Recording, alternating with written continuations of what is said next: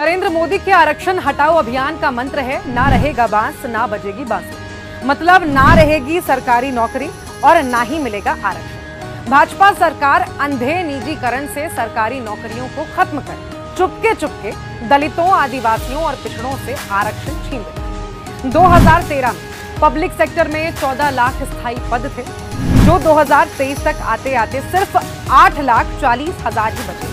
BSNL, cell, भेल आदि जैसे टॉप PSUs को बर्बाद कर लगभग 6 लाख पक्की नौकरियां सिर्फ पब्लिक सेक्टर से ही खत्म कर दी गई। ये वही पद हैं जहां आरक्षण का लाभ मिला करता है। सरकारी कार्यों को ठेके पर देकर रेलवे जैसे संस्थानों में जो नौकरियां बैकडोर से खत्म की जा रही हैं, उनकी तो गिनती ही नहीं। मोदी मॉडल का निजीकरण देश के संसाधनों की लूट, जिसके जरिए वंचितों का आरक्षण छीना जा रहा है। कांग्रेस की ये गारंटी है, कांग्रेस पब्लिक सेक्टर को मजबूत करेगी और 30 लाख रिक्त सरकारी पदों को भरकर हर वर्ग के लिए रोजगार के द्वार खोलेगी। जब से राहुल गांधी के रायबरेली सीट से लड़ने की खबर आई है, हर ओर से खूब सारी टिप्पणियों की भरमार हो रही है। ये भूलिए मत कि राहुल गांधी शतरंज के माहिर खिलाड़ी हैं। उनकी एक ही चाल से बीजेपी और उनके चरण चुंबकों को मूर्छा आ गई है। रायबरेली सिर्फ सोनिया जी की ही नहीं, खुद इंदिरा गांधी की सीट भी रही।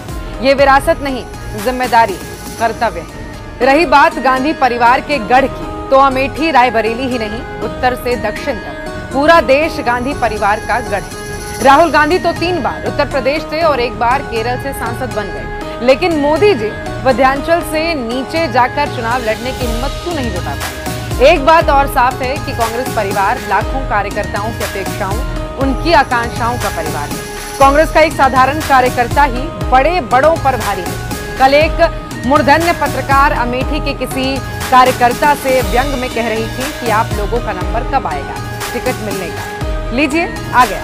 प्रियंका जी धुआंधार प्रचार कर रही हैं और अकेले नरेंद्र मोदी पर भारी पड़ रही हैं। इसको देखते हुए जरूरी था कि उन्हें सिर्फ अपने चुनाव तक सीमित ना रखा जाए। प्रियंका गांधी कोई भी उपचुनाव लड़कर सदन पहुंच जाएंगे। आज स्मृति ईरानी की सिर्फ यही पहचान है कि वो राहुल गांधी के खिलाफ अमेठी से चुनाव लड़ेंगे। अब स्मृति ईरानी से वो शोहरत भी छिन गई। अब बजाय व्यर्थ बयानबाजी के स्मृति ईरानी स्थानीय विकास के बारे में जवाब दें। जो बंद किए अस्पताल, स्टील प्लांट और IIT है, उस पर जवाब देना होगा। शतरंज की कुछ चालें बाकी हैं, थोड़ा इंतजार।